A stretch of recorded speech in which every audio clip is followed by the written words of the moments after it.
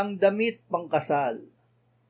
Nang pumasok ang hari upang tignan ang mga panauhin, may nakita siya roong isang tao na hindi nakadamit pangkasal.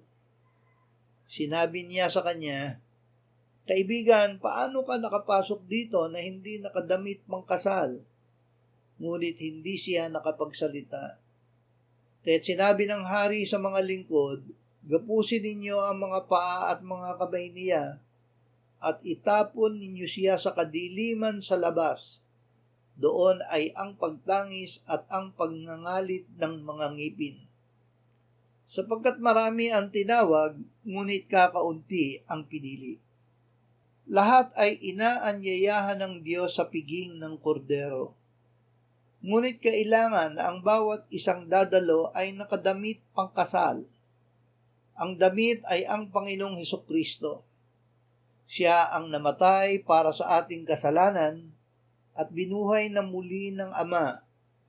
Siya ay magbabalik bilang asawa ng babaeng ikakasal, ang Iglesia. Isuot ninyo ang Panginoong Hesukristo. Kung ang kaya